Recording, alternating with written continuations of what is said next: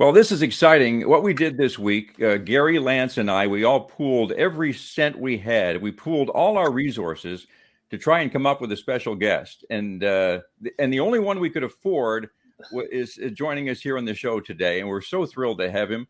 Welcome to What Do You Know About Sports? And Gary, I'm just going to let you introduce this gentleman. Well, it's my pleasure, certainly, to do so, Randy. This is a gentleman that I had the pleasure of playing for back in the early 70s. And then after that, the pleasure of coaching under him at Wilfrid Laurier.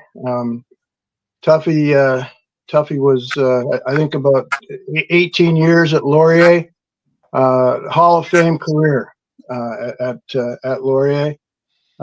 He went on and was, I think he was 5 years with the Toronto Argonauts as their personnel director, and then over to the University of Waterloo, where he turned that program right around, and another Hall of Fame career over there.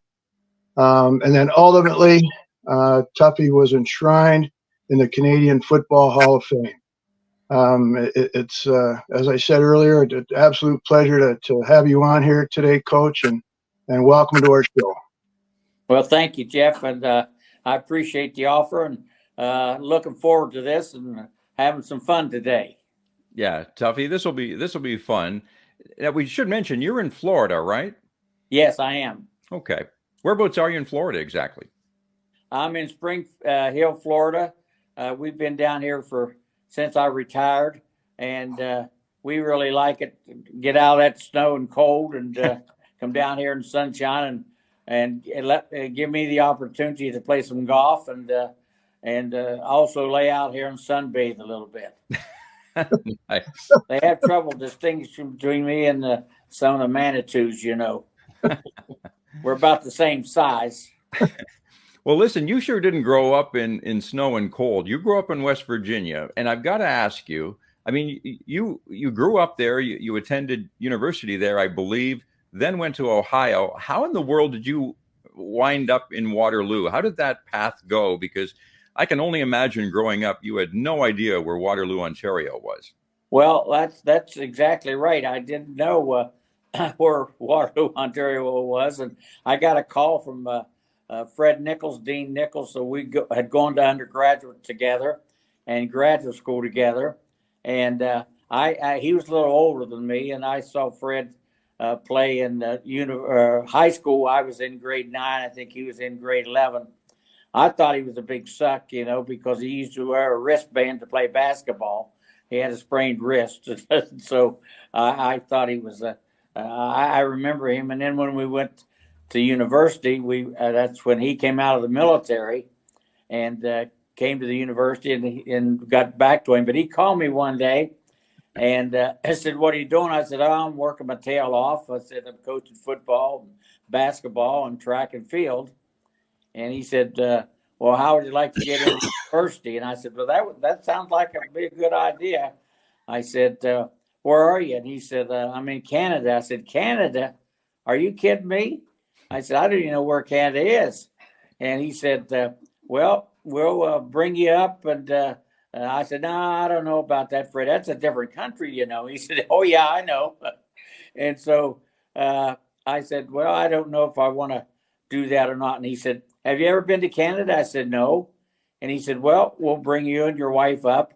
And he said, we'll cover the expenses and put you up for 2 or 3 days, and you look around and visit the school and be interviewed and stuff, and show you what we've got here and see if you'll come. So I said, "Okay, I'll do that." And so that's what we did. We had a month-old baby, but we came up and looked around, and they offered me the job. I was interviewed by the vice president and the president and a couple other people, the dean, and they offered me the job. And I said, "Oh, I've got to think about this." I said, and I said, this is different. And I told my wife, "We'll come, and if we don't like it, we'll stay a year and we'll go back home and back to Ohio. Because I got, after I graduated from West Virginia, then I went to Ohio to teach and coach there. And so we came up, and I said I needed a week to think it over. Well, I was back home 2 days, and I get a call from Fred, and he said, "Have you made up your mind yet?" I said, "Well," I said, "a week." I said, "This has only been 2 days."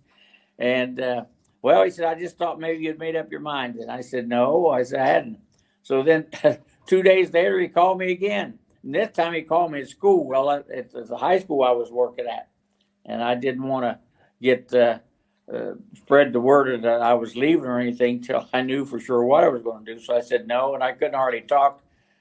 And then he called me again on Sunday, and that was 7 days. And he said, "Where you been? I've been trying to get a hold of you."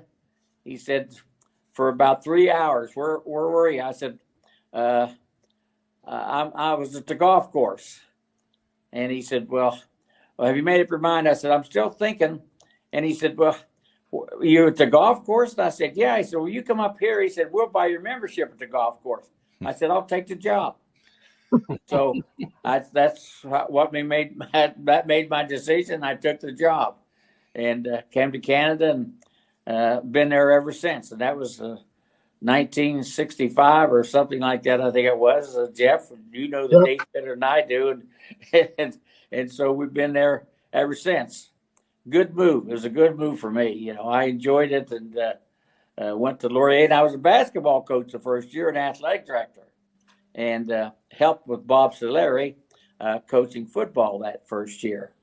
And I was a little confused the first game we played, and they sent everybody in motion, you know, and they had 4 receivers on one side of the ball, on the right side, and I only had 2 defenders. And so it was a little competition. I said, "Oh, I got to make some adjustments here."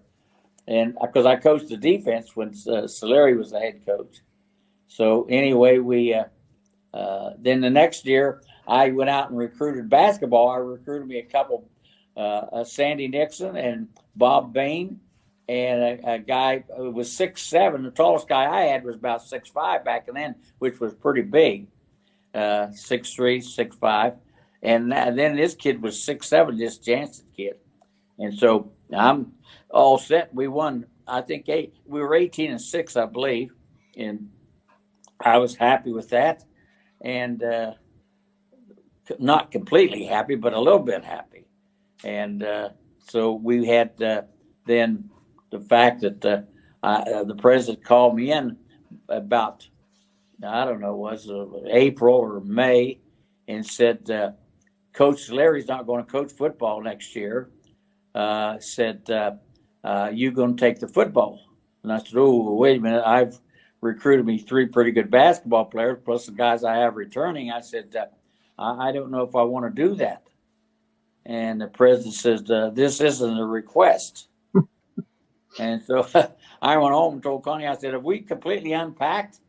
And she said, "Yeah, why?" I said, "I don't know if we're going to be staying here. This might be we may be gone." And she said, "Why?" And I said, "Well, he wants me to take the football." She said, "Well, you always wanted the football." And I said, "Well, I'm not sure that I want it now, because I got the basketball coming back." I said, I feel pretty good about it. And so she said, "Well, this is late now. You're not going to get a job. This is about April. You're not going to get a job in the States. You know, it's pretty late." So I said, "Well, okay, I'll take the football." So I called the players in and said that I was going to be the football coach next year. And so I said, "We're going to be running a little different type of system." And I was interviewed by the media, and they said, "Well, what are you expecting out of your football team?" And I said, "Well, I expect to win a championship." And they said, "Oh, wait a minute. You mean for your size school?" And I said, "No, I expect all the schools." And they said, "This guy's crazy." Said, "You're going to have to play Toronto and Western and those big schools." Said, you mean you're going to be good for your size? I said, no, I'm going to be good. Expect to be good for win a championship for the whole country. And they said, this guy's been down in West Virginia in those coal mines so long, that coal dust has injured his brain. And so I said, well, that's, and they said, well, you can't expect to compete. And back in those days, you could play unlimited. And of course, we at Laurier, Lutheran at the time, we were lucky to have a guy for 4 years. Mostly it was 3 years, and then they would go on to Western, transfer to teacher's college or law school or something like that. And I told the media, I said, how many is Western going to put out there on defense, or Waterloo or Toronto, and I said, they said 12. I said, well, that's how many I'm going to put out. I said, how many are they going to put out on offense? And they looked at me like I didn't know what was going on. They said 12. I said, well, that's what I'll put out, 12.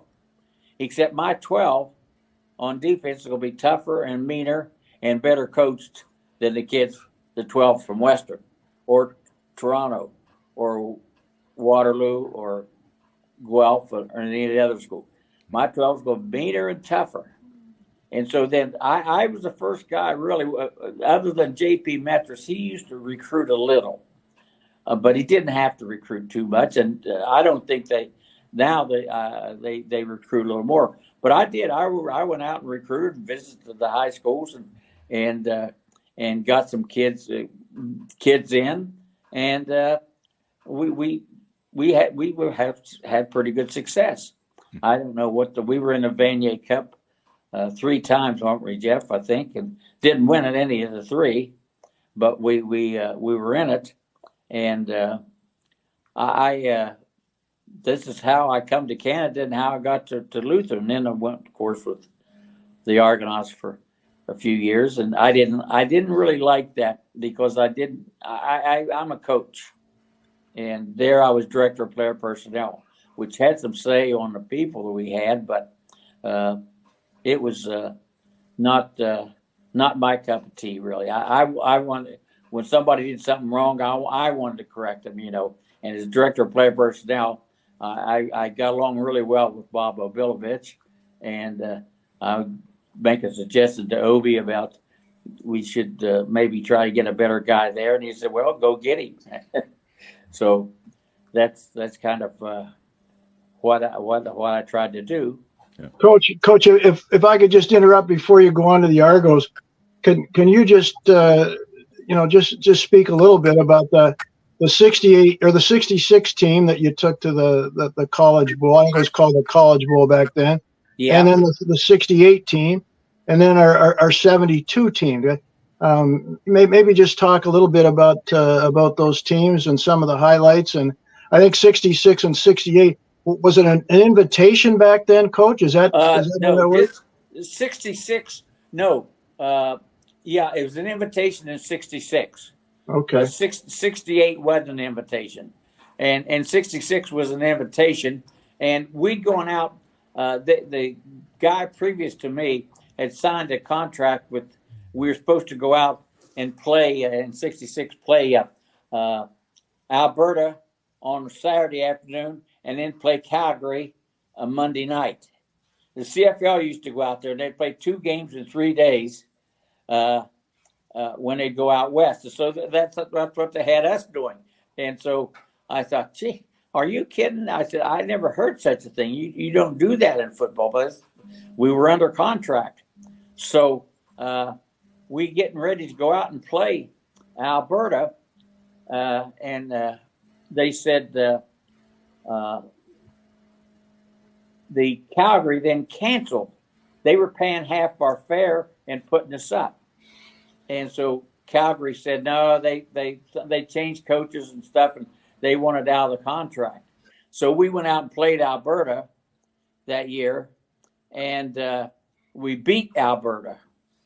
And I remember the news media, one of the funny things in the news media, they said, Waterloo Lutheran University said, we never heard of that school. And I said, well, I don't know. I'm new. I said, it was my second year. I said, so I don't really know why you haven't heard of it. And so one guy wrote in the newspaper and said, we understand, we've done some investigating and looked into the school, and we understand to get into Waterloo Lutheran University, all you need is $25 and a note from your mother. And so I said, well, I don't know. That may be true too. I don't know. But I said, they're here and they played and you guys got beat. So then we were invited in to play in the Vanier Cup against St. Francis Xavier.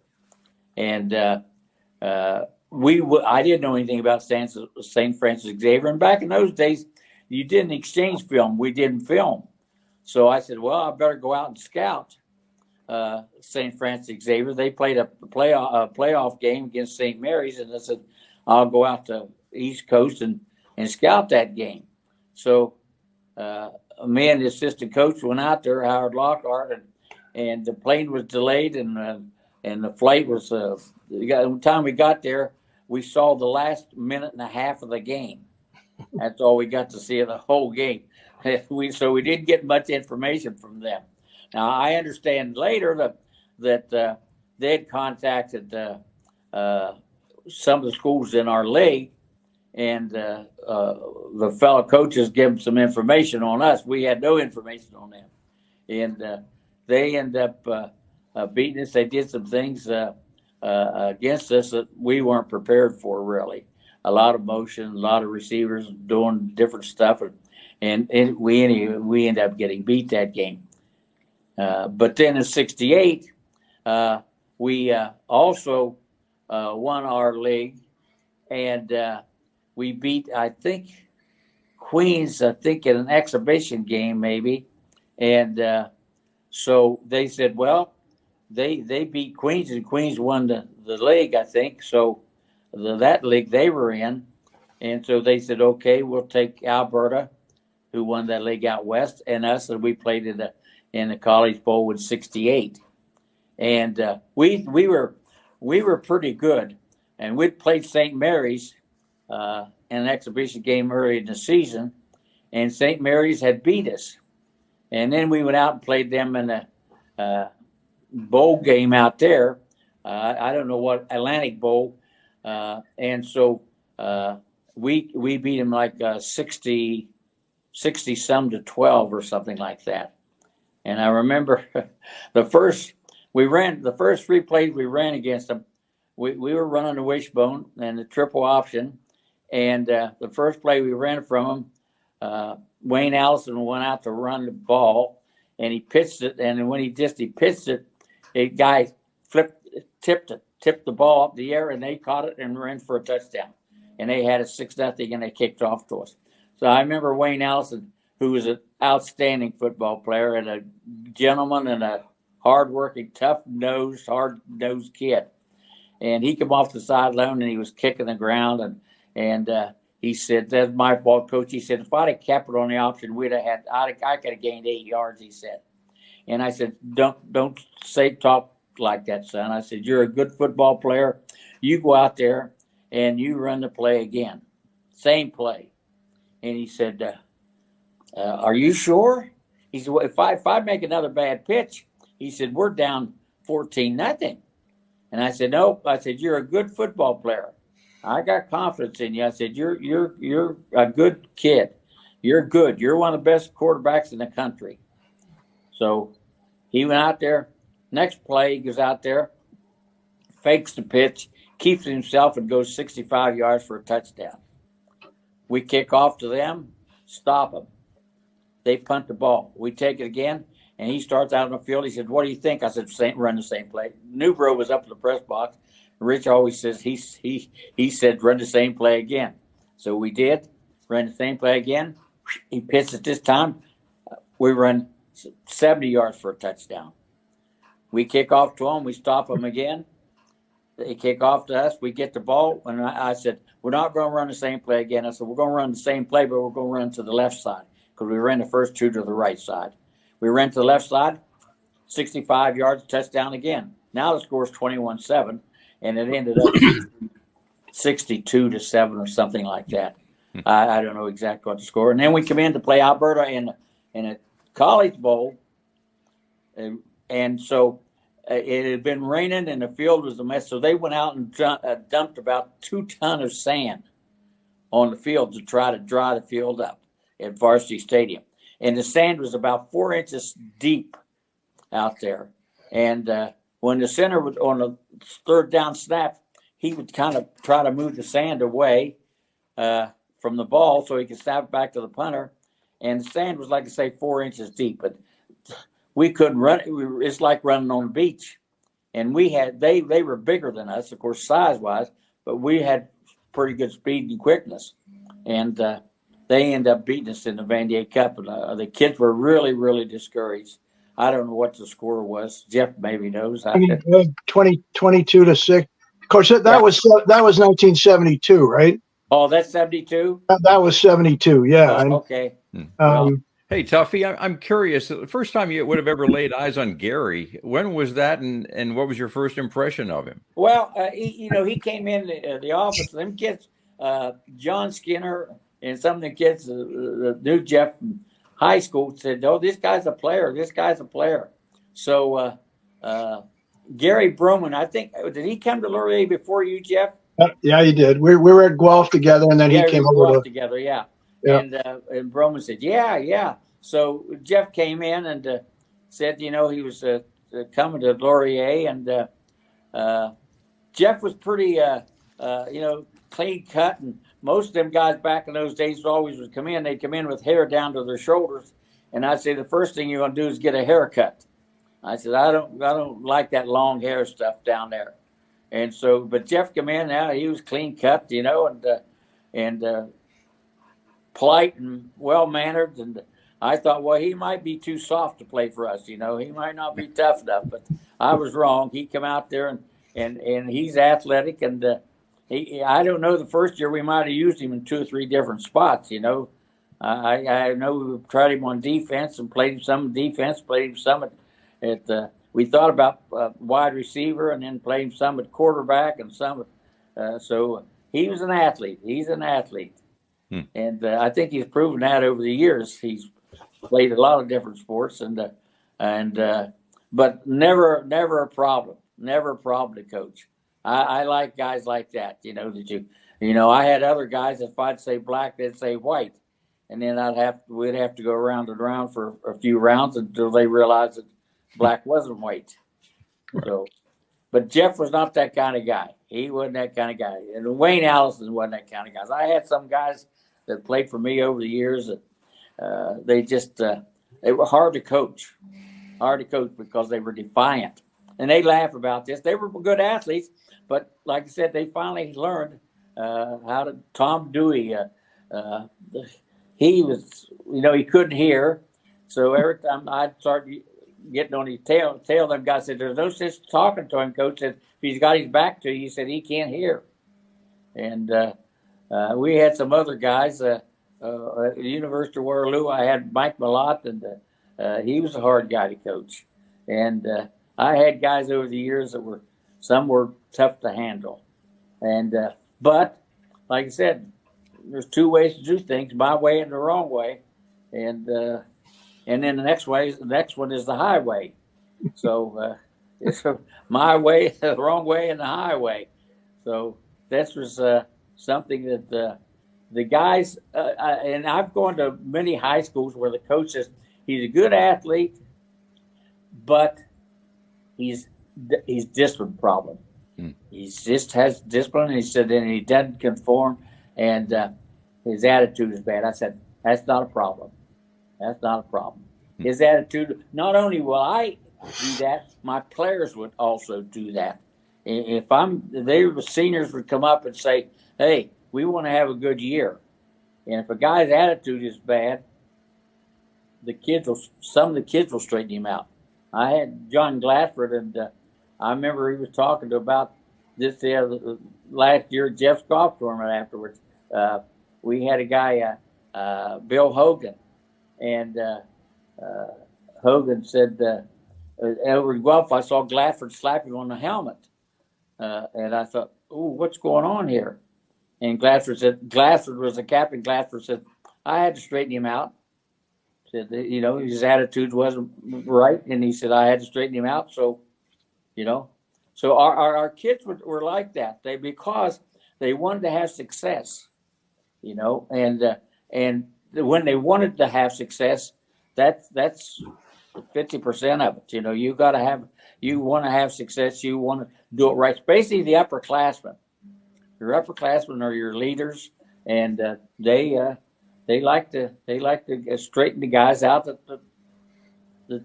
so they'll have a good year.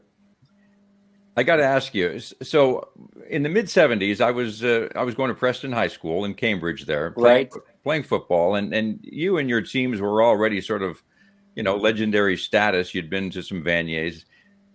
I remember hearing a rumor that you would never cut a kid as long as he always came to practice. That's right. Exactly. I've coached 50 years or 60 years, I don't know, and never cut a guy. Because I said this, my theory on this was this. I don't know what, especially in Canada, when some guys come from high schools that maybe get a little more coaching.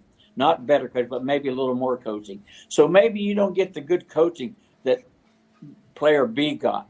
And so when you come in, I'll give you an example of a guy in a minute here. But when you come in, I don't know how you're going to develop. The only person knows that is God.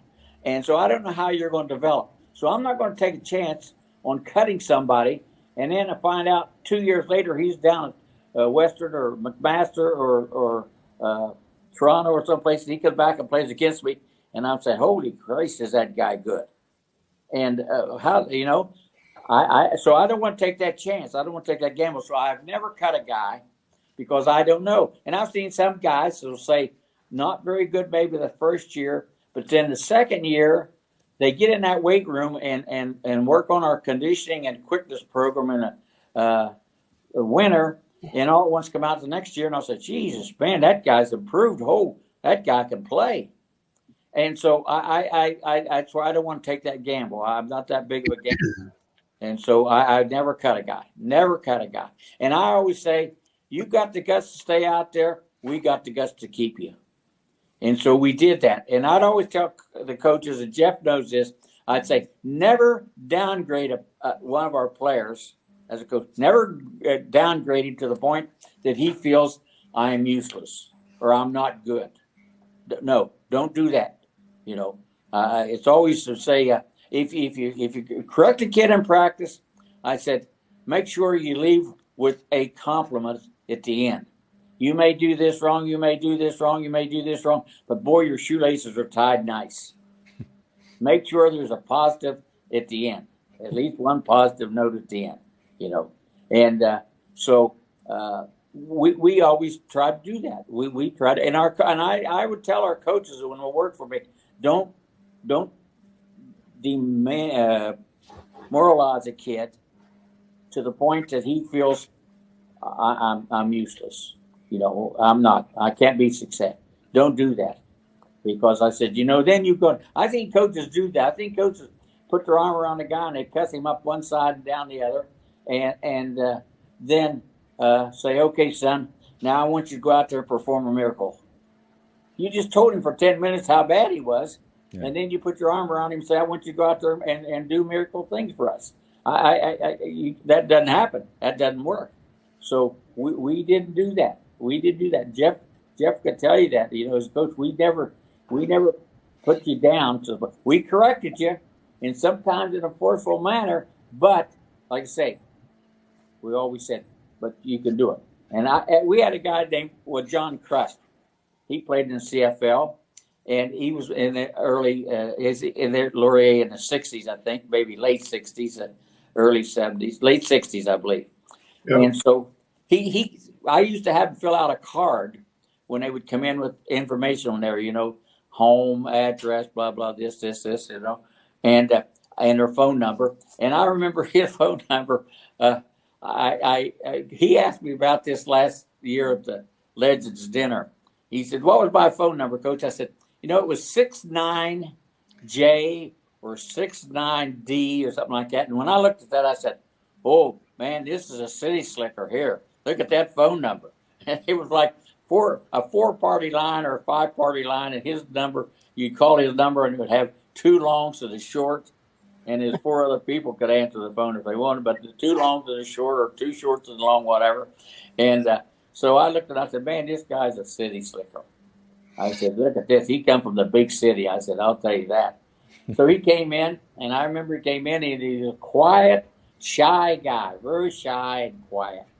And so we had 2 or 3 days of practice, and so when he got the equipment, and he never would jump in front of the line, he'd always stand back, very polite, and let people, and when we were passing out equipment. Well, back in those days, we didn't have a lot of equipment, and so we used it all, because they used to have 35 guys come out for football before I came there. Then we got up to the point where we had 60 guys coming out for football or so, even more later. But anyway, so Crest got up, and he wore size 28 pants. And when he got in line time, he got up there, all the good pants were gone. So all we had was a 36. He wore 28s, and he had a 36 size pants.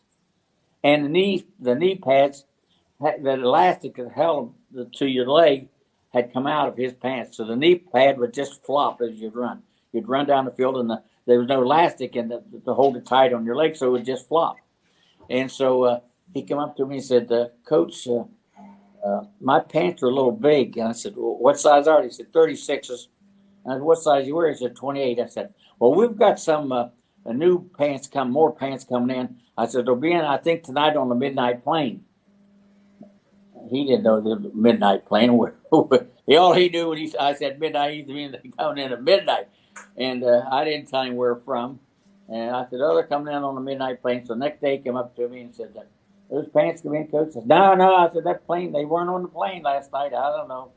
And so he did that 2 or 3 times, and I'd always give him some excuse.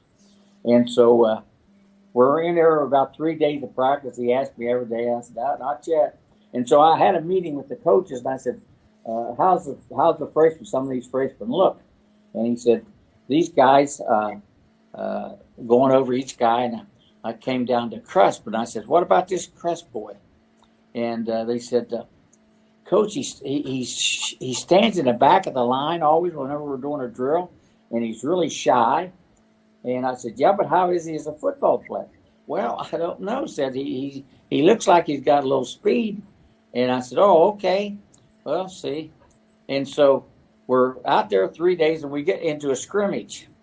And so I'm making sure that everyone gets we get a look at everybody. I didn't want people walking out saying they didn't get a look. And so we're going, I said, okay, has everybody been in the game now? Everybody been in the scrimmage now? Crest holds up his hand and says, I haven't been in yet. I said, oh, where do you know the plays from? He said, the halfback, right halfback. I said, oh, okay. I said, next play, get in there. So he said, okay. So he gets in there, and I step in the huddle, and I said, they run 22 dive. And so they ran, that's a handoff to Crust, the right halfback. And so hand the ball off to Crust. He goes down there, cuts right, cuts left, and goes about 40 yards, and nobody touches him. And I said, that looked pretty good. So I get back in the huddle again, and I thought, well, it might have been a fluke. So I stepped back in the huddle again. I said, run the same play again. Hand it to him again. Down there, another 40 yards, and nobody touched him. And I said, okay. I said, that practice is over.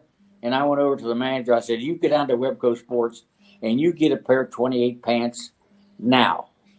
I said, because he was running that leg, that little knee pad was just a flopping, And so I told the manager, I said, you go down there and you get a pair of 28 pants. Get him. And so the next day he came. I said, hey, Crust, the pants came in last night.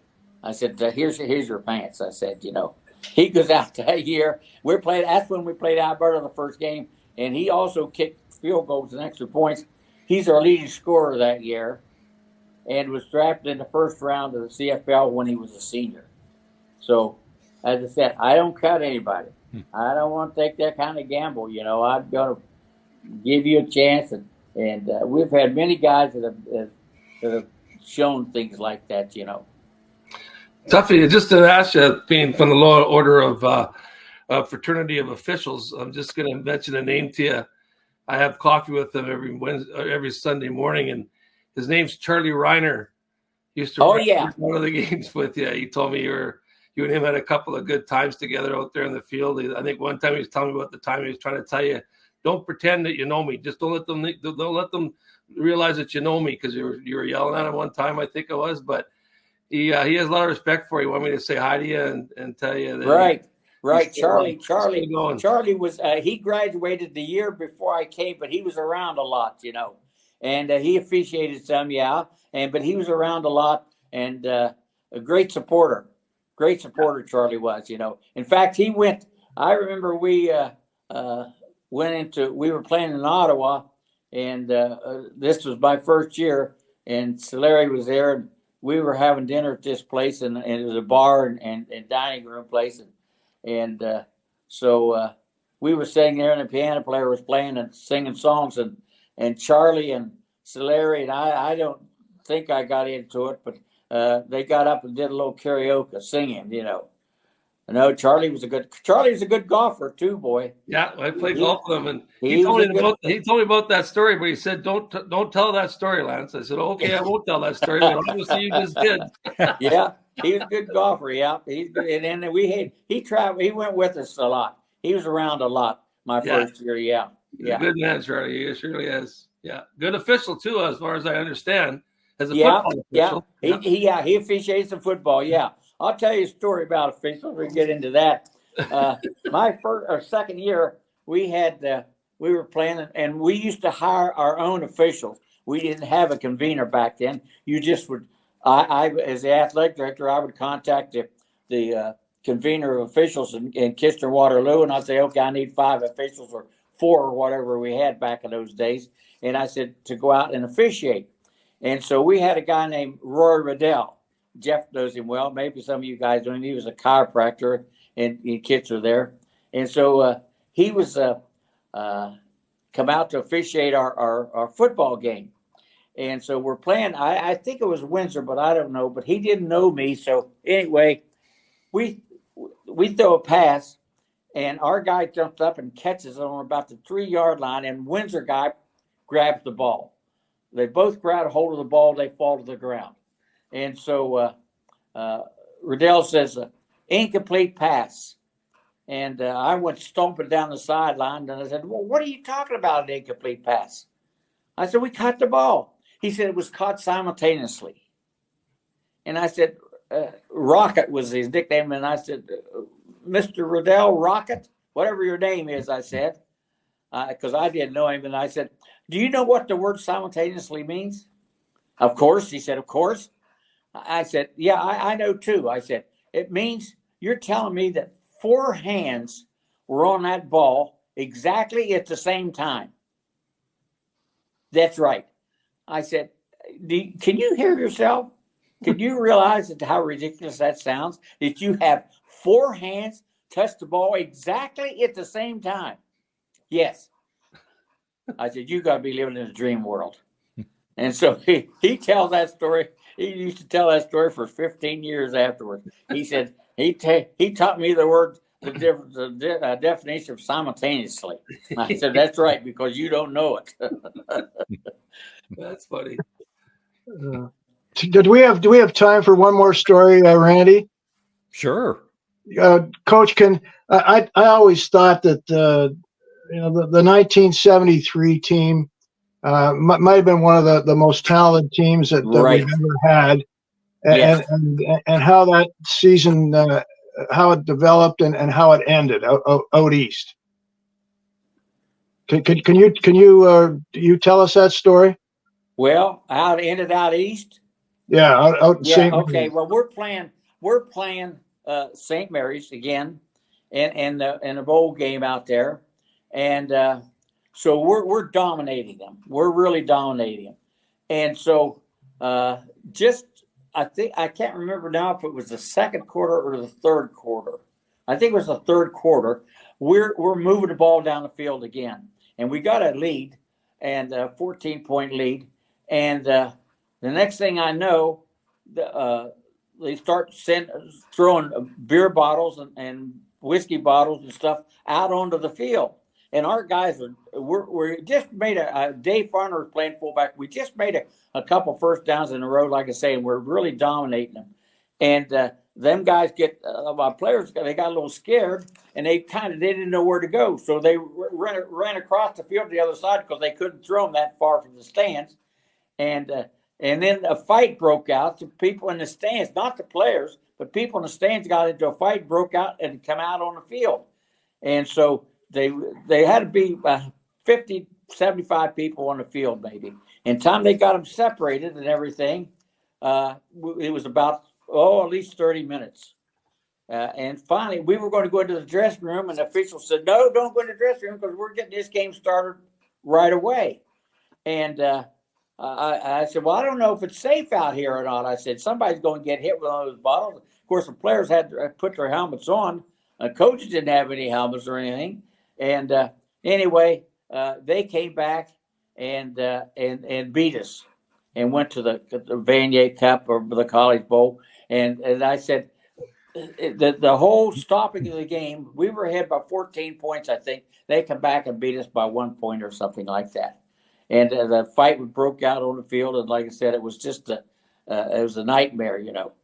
And you never got back in those days. See, they hired local officials. Everyone hired local officials, so you didn't get the best of officiating when you went down east ever, you know. And that was what happened in that year. But the '73 team might have been the best of the bunch between 72 and 73 and 66 and 68. The 73 team was a really good football team, you know. Of course, we had, as I recall, we had over 30 kids on that roster that had either played in the CFL or were drafted to the CFL. It was a tremendously talented. Oh yeah. Like I said, that was the best. That was probably the best team that we had. In that era was the 73. That was a good football team, I'll tell you, really good. The 72 team was good, but 73 I think was most of those guys were back, and they was a good football team. That might have been our best football team, you know. I've had some great players, you know. Jim Reed, he's another kind of guy. That's my kind of guys, you know. I remember when Jim Reed, I went up and saw Jim Reed play at his high school. It was in the mud and pouring the rain down, and I'm there, and Coach Newbro's there, and we come up to see him because one of the guys that officiated told me the NFL, they called it Northern Football League, and so they said, Coach, you ought to go up there and see this kid from the NFL. I said, man, he's good. And we go up there and it's mud, and I look out there and here this guy is snapping on third downs. He kicks off for him, plays defense, and plays offense. And so I go up after the game, and he's full of mud and everything. And I said, son, just congratulations. You had a good game today. And we're interested in you at Wilfrid Laurier University. And I said, we'd like for you to come down for a visit. And he said, well, okay, and he's farmer type kid, and not too forward, and so I said, okay. So I kept calling him and said, when can you come down? He said, well, shortly. I'll try to, I'm trying to arrange it.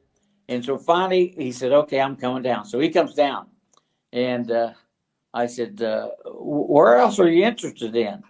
Well, he said, I was interested in Western, but he said, I went down there last week, and he said, the coach didn't show up. He forgot I was coming. He said, so he didn't show up. So I said, oh, well, I said, yeah, them guys will do that to you. I said, once they get you, they'll forget you. I said, so I'm not going to forget you, son. And so he said, okay. And they talked. We took him. Usually we took him to the dining hall, but we took the Spacer kids. We take across the street to Roy Rogers, across the street from the, and we'd take them there if they were Spacer. So we took him over to Roy Rogers and everything. And so he comes to Laurier. And we're in our camp practicing this sort of thing, and we're having a scrimmage. And we got a guy named Pete Hume who was about, I don't know, 6'5", Jeff, or something like Yeah, that. no, 6'8", coach. 6'8", 6'8". Yeah, And three and a half. And he weighed 300 pounds, I think, or something like that. And so we're scrimmaging, and so Jim's playing fullback, and we had this power. We were Eddie McMahon was on the defense a lot. And he said, "Coach," he said, "you got to get Jim Reed off that hamburger squad." He said, "He's killing us killing our first team defense." He said, "He killed me." He said, "He hit me so hard the other day." I said, "Oh, is that right?" I said, "Well, that's good." And so I put Jim Reed in there, and Pete Hume's playing the defensive tackle, defensive end. And so what happened was we ran this power play. Jim Reed hit Pete Hume right in the chest with a block. I mean, he hit him. Pete looked like he did a swan dive off the diving board backwards. And when he hit the ground, I thought the ground shook, you know. That's how, when he hit the ground, boom. And I turned and looked at Coach Dubrow, and I said, "I think we found our fullback." And Rich said, "Yep, we have." And we did. We did. He was our fullback, and he was a horse. I remember we played York down there, and we beat him pretty bad. We're coming back on a bus, and he said, "What?" Jim sat there kind of moping. I said, "What's wrong, Jim?" I said, he said, "My mom and dad was at the game." I said, "That's great." I said, "You had a great game." And he said, "Yeah," but he said, they're staying overnight." Oh, well, I said, "That's nice. That's very nice. They're staying overnight in Toronto." He said, "But do you know what?" He said, "I got to go home tomorrow morning, and I got to milk 60 head of cattle or something like that, some large amount of cows. I don't know." And I said, "Oh, that's bad." He said, "Yeah, it's like 5 o'clock in the morning, 6 o'clock in the morning. We got to get up and do that." And I said, "Well, maybe take some of these guys can help you." He said, "Coach, are you crazy?" He said, "They would know which end of the cow you're supposed to milk." And I said, "Well, that's probably true. I'd hate to see Sid Dewey up there with or somebody like that to milk the cows, you know." But that's those kind of kids. The kind of kids I enjoyed coaching, you know, because they never gave you any trouble, and just come out and work their tail off, and are great players. He went on and played, you know, in the CFL, and I tell this story about Gary Broman, and he came to Laurier, I think, the year before Jeff, and he came to Guelph. He was a pretty good football player, and we're playing a game, and we had certain things. This is how I coach. We have certain things, certain way. We have a stance. We use that stance on defense. Stance, we use it on offense. And we're a technique guy. I'm a technique guy.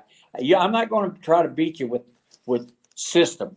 I think that's what the trouble is today in today's coaching. Everyone uses a system, and they try to beat you with system and outsmart you. Well, I don't want to get into that kind of stuff because I probably couldn't outsmart very many people. So anyway, we were in this system. And I look at Broman out there, and I said, "What the hell is that guy doing? What kind of stance is that?" He's playing defensive end. And I said, "What kind of stance is that?" And so I pull him out of the game real quick and bring him over to the sideline. I said, "Broman, what are you doing, son?" He said, "What do you mean?" I said, "What are you doing in that stance? We never used that stance. I never seen that stance before." He said, "I did. My stance was regular," he said. And I said, "Well, it wasn't regular, bro." I said, "Your stance was terrible." "No," he said, "that wasn't me. You've seen your own guy." I said, "Well, who's wearing 74? What is his number, 74, Jeff, or?" Yeah, 74. 74. I said, "Who's wearing 74? He said, "Well, that's my number." I said, "Well, that's you." He said, No, it wasn't me. My stance was not bad." And he was a little older, and so he kind of would question you. And so I said, "Well, okay." So Sunday, we look at the film on Sunday. And so I'm looking at the film on Sunday, and I stopped the film. And I said, "Look at that now." And I said, "You got everybody see 74? Who wore 74 in the game Saturday?" "Oh, nobody." Yeah. "Broman," they said. "Broman." Bro said, "That's not me." I said, "Why isn't it you?" Because I wouldn't get in the stance like that. Well, I said, "Chris, so one of you guys is lying because one of you is 74. Somebody wore 74 in the game." And so I see him every time I see him for the last 30 years, he's always brought that up when he sees me. He said, you accused me of having a bad stance. And he said, I still don't want to admit it today, he said. But he was here a few days, like a couple of weeks ago, came down for a visit. And that's the first thing he said. He said, you said my stance was bad. He said, I didn't think it was me, but he said, you had it on the film. He said, so I couldn't get out of it. So. Coach, maybe just to finish off, I know Coach Newbro, your best friend from time you were Right. youngsters, and he's not in good health right now, and perhaps you could say a few words and tell us about your relationship with Rich from growing up and right up till today. I'd be glad to. Yeah. Well, we're only on about the second chapter. I could probably go on here for 2 or 3 days, Randy. I don't know if you got that. But anyway, I've known him since we were in I think grade 7 or 8. He lived across town from me. Went to a different high school, and so. But anyway, we played in basketball in the church league, and I was the only guy that played in that church league that wasn't a Catholic, because of the Catholics, Knights of Columbus ran the league. And so I seen him in my neighborhood one time, and I said, hey, boy, what are you doing in this neighborhood? And he said, I come over here to see some girl. Well, she was the prettiest girl in the neighborhood. And I said, you stay in your own neighborhood and find your girls. I said, we don't have a lot of pretty girls around here, and we don't need some guys coming in from a different neighborhood to hustle our girls. And so it ended up that we both were after the same girl. And so as we get up and get a little older, we take her to the movies. Both of us take her to the movies. She sits in the middle. We buy only one box of popcorn. And so then she sits in the middle and holds the popcorn, and I reach in with one hand to get the popcorn, and he reaches in with the other hand to get the popcorn. So we didn't give her much popcorn, but Rich and I ate the popcorn. So we and hustled the same girl. So that's how long we've known him. That's how long I've known him, and he's the closest friend. And I brought him to Crooksville High School when we won the state championship in Crooksville in Ohio, and Rich coached there, and then Rich left and went into business. And so then I had an opening at Laurier or Lutheran, and he came. I brought him up, and so he was been there and helped us. And outstanding coach, and a gentleman and a great guy. And it just breaks my heart, and really. It's really hard for me to see him like he is today, because the fact is that, he's got the mental part. He's sharp as a tack. Used to be sharp as a tack and smart, and it's hard for me to see him like he is today. It's just sad. And I got him a job in Ohio. He was in the Marine Corps, and he was over in Iraq or someplace over there. And so he wrote me a letter and said he was getting out. And this was like in May or June. And he was getting out, I think, in July or August. And so he was looking for a job. And I said, and we had an opening at our school. So I went to the superintendent and I said, I got a guy for you. An English teacher left. And I said, I got a guy that can teach English. He's certified in English as well as phys ed. And I said, and the guy said, well, good. He said, the superintendent said, good. And he said, bring him in. I want to interview him. I said, well, I can't bring him in. I said, he's over in Iran or Iraq. I'm not sure where it was, over in there someplace. And I said, he can't. And he said, well, I can't hire him without an interview. I said, I'm telling you, this guy is a teacher. I said, he is a great teacher. And he said, I can't do that. And so I said, well, I'm telling you, he's good. He'll be the best teacher we ever had here. And he said, how can you say that? I said, I know the guy. I said, I'm telling you, he's a teacher. And so he said, I don't know. And I said, take my word for it. Take my word for it.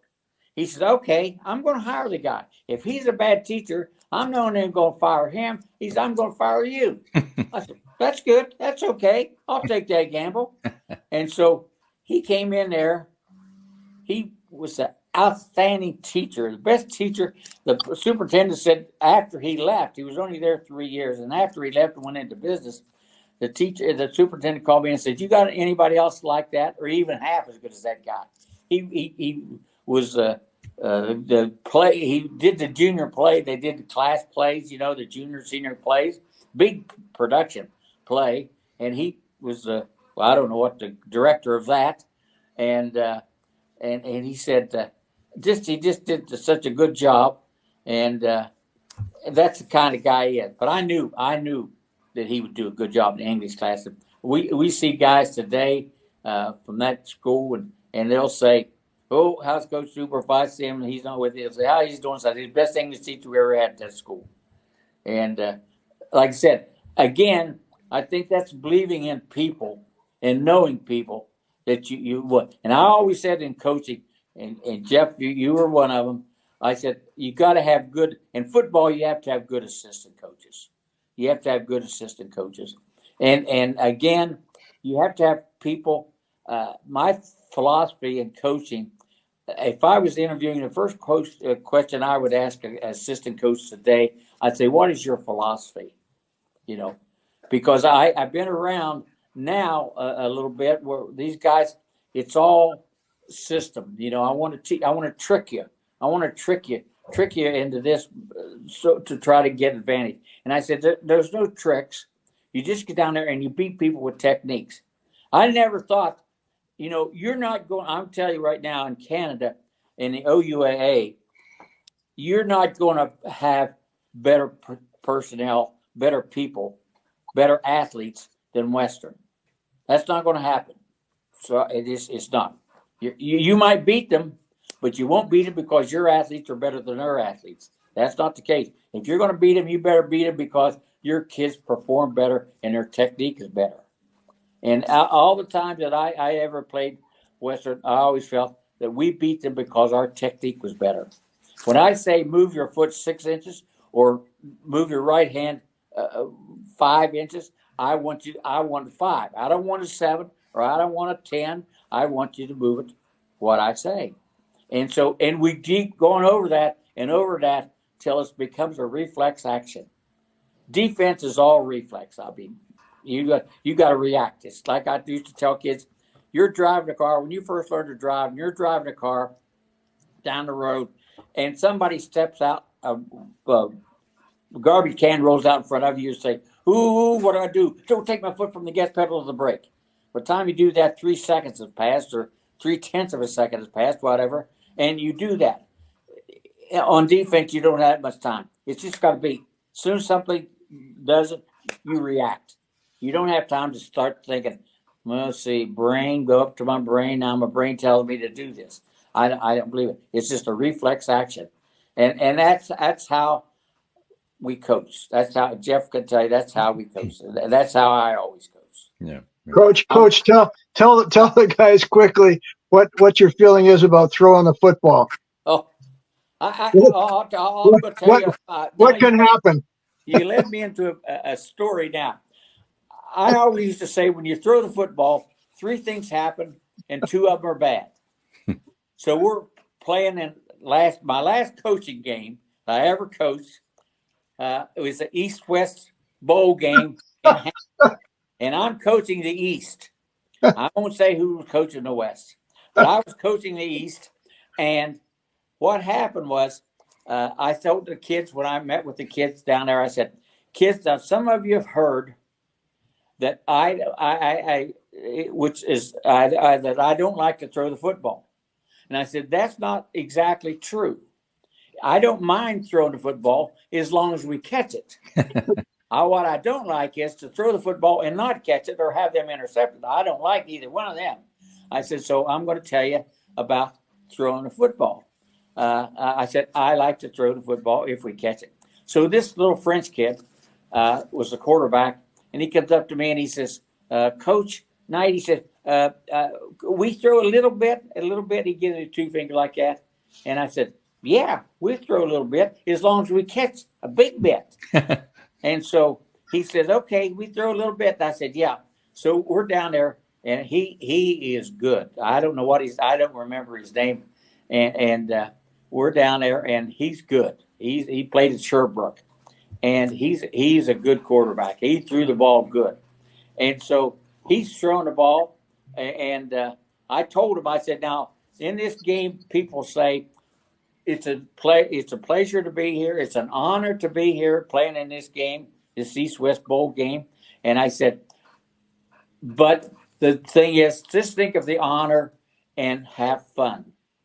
And I said to the guys, I said, well, I'll tell you what, it is an honor to be here and selected to play this game. And I said, but I want to tell you, I've been in the business a long time. I've never, ever played in a game where someone kicked my butt that I walked off the field when it was over with and said, whew, boy, did I have fun today. I said, never happened to me. I'm not saying it won't before I die, but it hasn't happened to me yet. And I've been in the business, I said, about 60 years. And so they said, so I said, remember that out there. We're going to have fun, but it's a lot more fun when you win. And so the kid, like I said, that quarterback, Jeff can tell you, he threw the ball well. He's a player. And they're over on the sideline, and at the end of the game, the score's 35-0, I think it was, wasn't it, Jeff? I forget. I think he might have given it away. Who goes to the West? I think we know. And so the kids, they start playing over the PA system, Sweet Caroline. And them guys are over there singing it in French. I jump in the middle with my West Virginia French, and I'm singing with them. And we're hooping and hollering it up, just having a good time. So I just said, guys, at the end of the game, I said, I want you to tell me, did we have any fun today? They said, oh, man, did they say, yeah, we had a lot of fun today. So that's kind of the end of my story. Coach, I got a few more chapters. I want to tell you, I'll tell Randy and Lance, when that thing was over and we hugged at center field, and I saw that big smile on your face, it was special. It was special, and I know how happy you were. Oh yes, I couldn't have been happier for you. It was a great moment. I'll never forget it. Thanks, Jeff. Thank you. Hey, Tuff, I got to tell you a real quick story that I think you'd get a kick out of. So I had just started at the TV station a year or two earlier. So this is about 90 or 91. One day I go into work, and Bill Inkall, you probably remember, longtime sports director and my boss, says, hey, I got a nice assignment for you. I want you to go over and interview Tuffy. And I'm jacked up. I'm going, I'm a big Tuffy fan. I said, where am I going to meet her? And he says, meet her? He says, at the football stadium. What are you talking about? I thought he was talking about Christine Tuffy Huff, the figure skater. Oh, yes. I've been at some banquets with her, and they introduced her. You know, she was she's a nice girl. I get kick out. I can't remember how she told me she got her name, Tuffy. Yeah, but she told me that. She told me how she got her name, Tuffy. Well, those were the two Tuffies that I knew, with you and Christine Huff. But I was, I have to admit, I was a little disappointed that I wasn't interviewing her that day. But as I recall, I came over to the stadium. She's a cute little girl. Yes. I there's two versions how I got my name, Tuffy. One is my version, and one is really the true version. The version that I always say, I said I lived on the street, and there was 7 girls on there, and I was the toughest guy on the street, toughest person on the street. But so that's my kind of version, but that really isn't the true version. Hey, Tuffy, this has been a lot of fun. Thanks very much for coming on with us and sharing these stories. And I know Coach Jeff has really appreciated having you here too. Well, I enjoyed it, and I said you always have to have a little fun. And like I said, I had hundreds of stories, but no, it's been good. I enjoy it. Now, I'd always like to do anything with Jeff, because we've never done anything much that we haven't had fun, Jeff, right? That's exactly right, Coach. Hmm. Yeah, we really appreciate you coming on and get out there and hit them straight. And we'll see you back up here in another couple of months, and we'll get out here and maybe we can get you to our golf tournament this year. Yeah. Yes. Yeah. That's good. I understand there's a lot of guys been talking about it. I've been hearing, these guys down here, because we got a lot of Laurier guys down here, Jimmy McRae and Huey, Dennis Huey, and Davy Johnson, and a lot of mostly hockey guys. They hit that ball 400 miles, but sometimes they're pretty good though. They keep it in the fairway. Some guys I know don't keep it in the fairway very good. I told you, I'm playing with the same golf ball that I started with.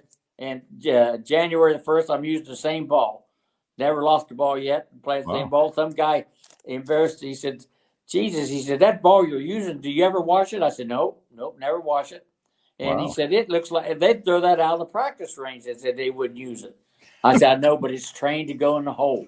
I said, it's just like a kid. You trained to go in a hole. And if I have to pick out another ball, then I have to train another ball. That takes 2 or 3 months to train a ball, It's worse than training a kid to use the pot. Tuffy, you're starting to sound a lot like Mo Norman now. Yeah.